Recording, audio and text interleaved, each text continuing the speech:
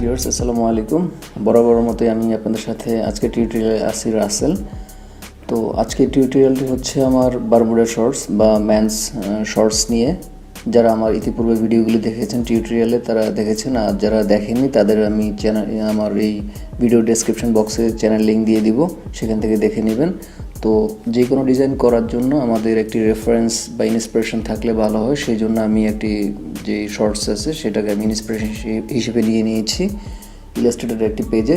আর আমাদের আজকের এই টোটাল স্কেচটি আমি করার জন্য ফটোশপ ইলাস্ট্রেটর দুইটি ইউজ করেছি।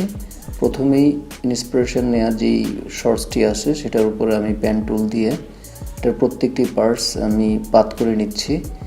সেজন্য স্ট্রোকের সাইজটা আমি 1-এ রেখেছি। তো এভাবে প্রত্যেকটি পার্টস পাত করা হয়ে গেলে দেন হচ্ছে আমরা এটা যে স্টিচ লাইনগুলো আছে স্টিচ লাইনগুলো আমরা দিব। স্টিচ লাইনগুলোর ক্ষেত্রে জাস্ট আমি 1 রেখেছি। তো আমি জাস্ট আমরা হয়তো ইলাস্ট্রেটরে সবাই মোটামুটি এক্সপার্ট আছি, দ্যাটস ওয়াই হচ্ছে আমি একটু খুব দ্রুত দেখাচ্ছি। আমি শিওর যে আপনারা ইলাস্ট্রেটর অনেক ভালো জানেন, তো এই জন্য আমি এটা দ্রুত দেখাচ্ছি। তো এখন মোটামুটি আমার ফ্রন্ট পার্টে যে স্কেচটা আছে মোটামুটি রেডি হয়ে গিয়েছে। এখন আমি এটার যে পকেট আছে, যেটা হচ্ছে সাইডে আমরা হয়তো কার্গো পকেট বলি, কার্গো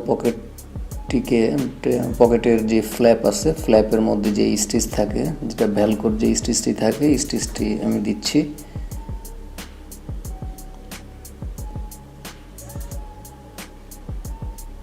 ভ্যালকোর যে টপ স্টিচটি থাকে, তো এই টপ স্টিচটি হচ্ছে বোথ সাইডে সেমই থাকবে।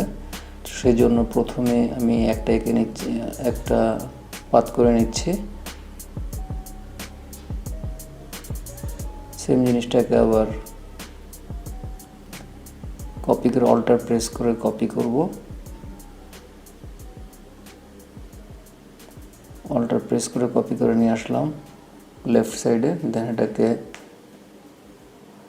রোটেট করার পরে এটাকে আবার প্লেস করলাম। তো এখানেও সেম একটি ইনসাইডে ভ্যালকো থাকবে, সেজন্য স্টিচ লাইনটি দেওয়া হয়েছে টপে। এবার হচ্ছে বেল্টের ঠিক ওয়েস্ট ব্যান্ডের যে এখানে দুটি লুপ আছে, যেটা একটা করা ছিল সেটাকে কপি করে আরেকটা লেফট সাইডে আরেকটি প্লেস করা হয়েছে।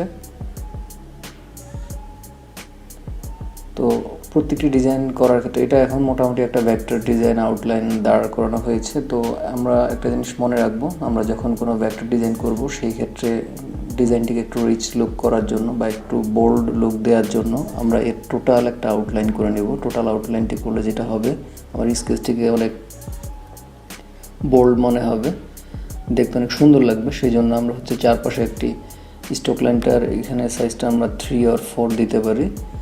তো অলমোস্ট আমার ফ্রন্ট পার্টের যেই শর্টসটি আছে সেটা ফ্রন্ট পার্টটা অলমোস্ট রেডি হয়ে গিয়েছে।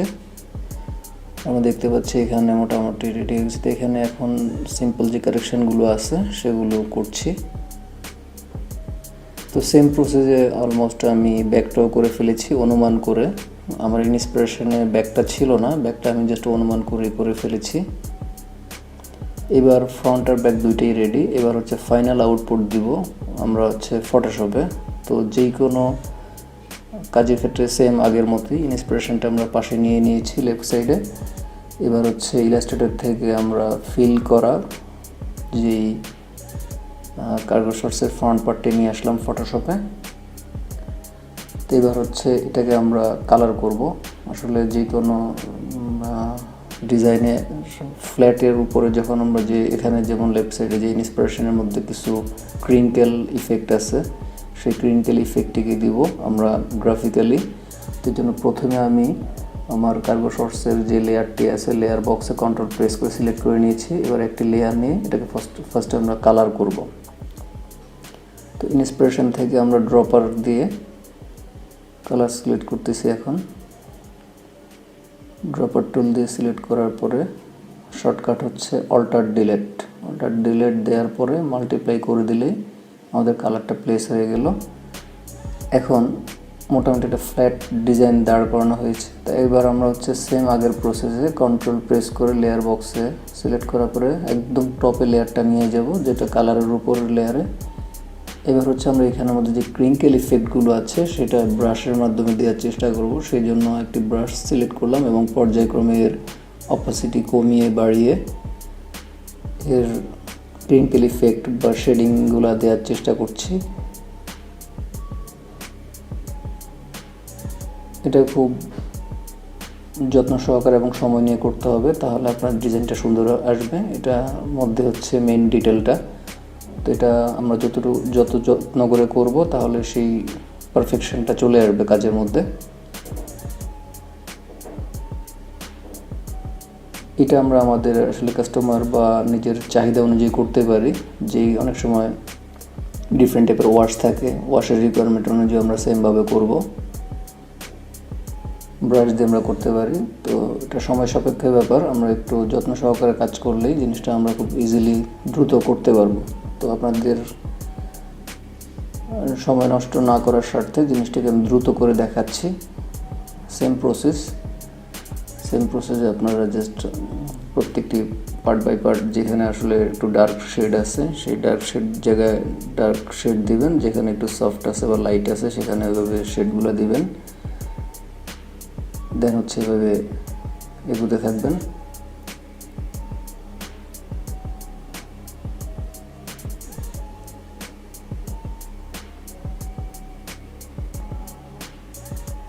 এখন অলমোস্ট মোটামুটি একটা রিয়েল লুক চলে আসছে।